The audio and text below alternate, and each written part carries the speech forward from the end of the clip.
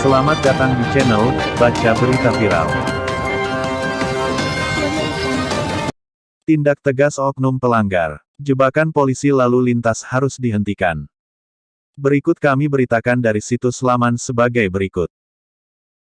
Tempo, Co., Jakarta, Direktur Eksekutif Lembaga Kajian Strategis Kepolisian Indonesia, Lemkapi, Edi Hasibuan mengatakan, polisi lalu lintas Polantas merupakan barometer pelayanan Polri. Sehingga, kata dia, perintah Kapolri Jenderal Pol Listio Sigit Prabowo agar para Kapolda menertibkan pelayanan Polantas untuk memperbaiki citra institusi kepolisian di tengah masyarakat merupakan tindakan sangat tepat. Berdasarkan pengamatan kami selama ini, Polantas paling banyak disorot oleh masyarakat. Kinerja Polantas adalah barometer pelayanan Polri, kata Edi dalam keterangan tertulis di Jakarta, Sabtu malam, tanggal 24 September tahun 2022 seperti dikutip dari Antara. Menurut pemerhati kepolisian ini, untuk meningkatkan citra, Polri harus memberikan pelayanan yang semakin baik. Inovasi tilang elektronik dan layanan surat izin mengemudi, SIM online, sudah sangat baik. Namun pada sisi lainnya dibutuhkan berbagai inovasi baru pelayanan, katanya. Edi Hasibuan minta seluruh jajaran Polantas terus berbenah dengan membuat berbagai inovasi dalam mempercepat pelayanan yang transparan dan akuntabel di tengah masyarakat. Selain itu, dosen di Universitas Bhayangkara Jakarta ini meminta seluruh jajaran Polantas agar tidak mengedepankan penegakan hukum di jalan raya, tapi memperbanyak edukasi dan penyuluhan berlalu lintas kepada pengguna jalan. Istilah, jebakan Batman, terhadap pengguna jalan harus dihilangkan, katanya. Sebelumnya, Kapolri Jenderal Pol Listio Sigit Prabowo memerintahkan Kepala Divisi Profesi dan Pengamanan, Kadif Propam, Polri Irjen Syahardiantono untuk menindak jajaran Polantas yang menyimpang dan melanggar saat mengatur lalu lintas. Dia mengatakan, tindakan tegas perlu dilakukan terhadap anggota yang melanggar agar tidak merusak citra Polri dan polisi sudah bekerja baik. Selain itu, Kapolri juga meminta kepada sesama anggota Polantas Polri agar dapat saling mengingatkan satu sama lain.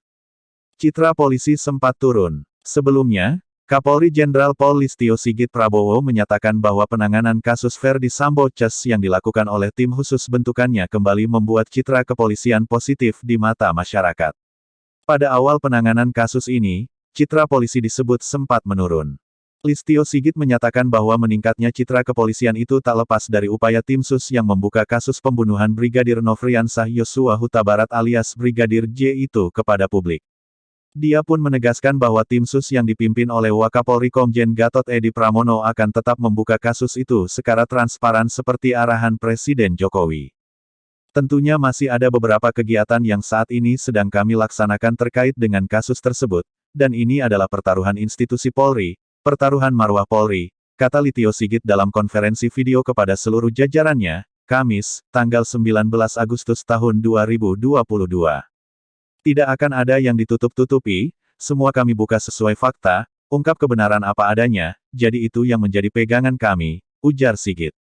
Dia pun menekankan kepada seluruh jajaran kepolisian untuk meraih kembali kepercayaan masyarakat yang mulai menurun sejak insiden pembunuhan tersebut.